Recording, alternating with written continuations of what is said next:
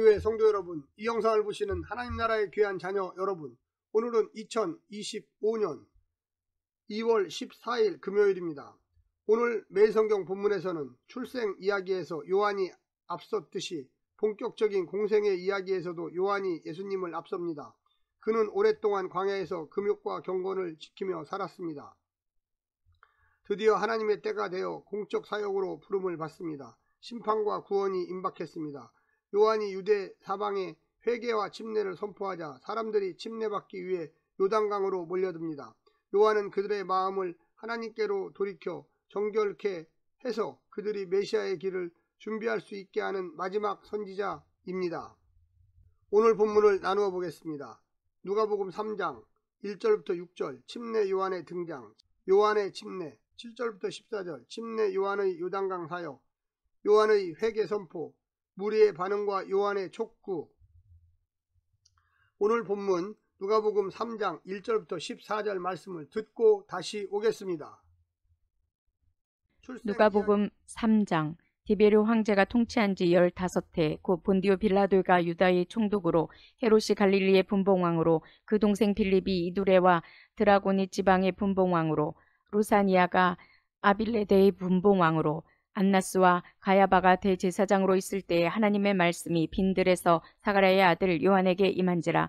요한이 요단강 부근 각처에 와서 죄사함을 받게 하는 회개의 침례를 전파하니 선지자 이사야의 책에 쓴 바 광야에서 외치는 자의 소리가 있어 이르되 너희는 주의 길을 준비하라. 그의 오실 길을 곧게 하라. 모든 골짜기가 메어지고 모든 산과 작은 산이 낮아지고 굽은 것이 곧아지고 험한 길이 평탄하여질 것이요 모든 육체가 하나님의 구원하심을 보리라 함과 같으니라.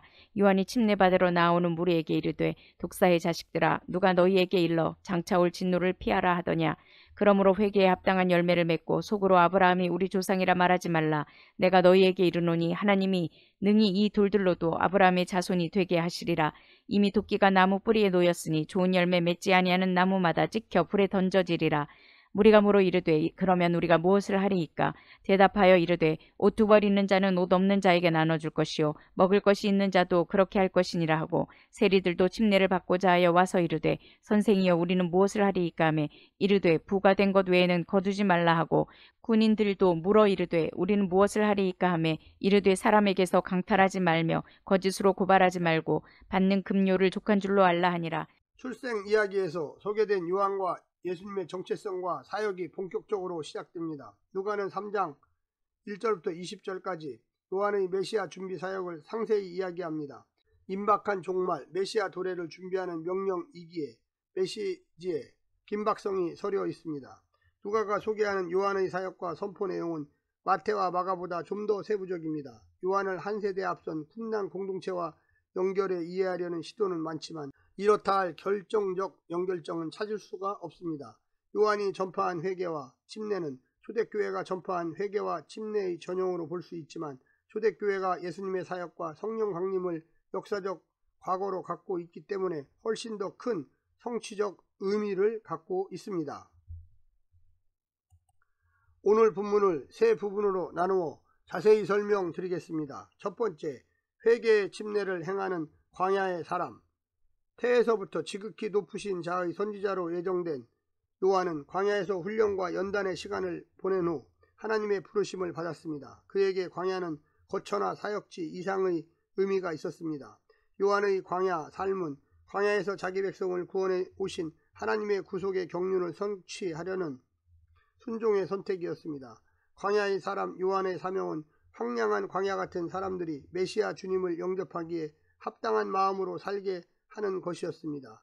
심령의 죄의 장애물이 다 치워져서 주님이 언제든 오셔서 나와 교제할 수 있도록 잘 닦인 첩경을 돕는 일이었습니다. 두 번째는 진노가 임박한 독사의 자식들. 침례 요한은 자기에게 침례 받으러 온 자들에게 독사의 자식들이라고 부르며 그들에게 지금 필요한 것은 형식적 물 침례가 아니라 하나님의 말씀에 순종하여 악에서 떠나라는 회개라고 가르칩니다. 물이 그들을 하나님의 백성으로 만들어 주는 것이 아니라 열매를 동반한 회개가 그들을 새롭게 해준다는 것입니다. 혈통적인 아브라함의 자손이라는 조건과 하나님 나라 백성이 되는 것은 아무 상관이 없습니다. 아브라함의 믿음을 따르지 않는 자는 결코 그 나라에 합당하지 않습니다. 지금은 돌 같은 마음을 가진 이방인들도 하나님의 창조 역사에 믿음으로 반응하면 하나님의 백성이 될 수 있습니다. 마지막 세 번째는 열매를 요구하는 회개. 회개는 주권 교체 사건입니다. 세계관이 변하는 사건입니다. 인생의 목표가 변하는 사건입니다. 따라서 참 회개에는 구체적인 결단과 변화가 동반됩니다. 회개는 자기 부인과 희생을 통한 사랑의 열매로만 증명됩니다. 두 벌 옷 가진 자가 옷 없는 자를 모른 채 하지 않고 눈먼 돈에 마음 뺏기지 않고 누군가 희생의 대가로 내가 배불리 먹고 누리는 것을 당연하게 여기지 않는 마음이며 권력 남용을 단호히 거부하는 삶입니다. 그것이 성령에 충만한 삶이고 빛의 삶이고 하나님 나라의 복에 참여하는 삶이 되겠습니다. 사랑하는 성도 여러분, 오늘 하루도 승리하시고요. 하나님의 놀라운 축복과 은혜가 늘 함께하기를 간절히 바랍니다. 샬롬.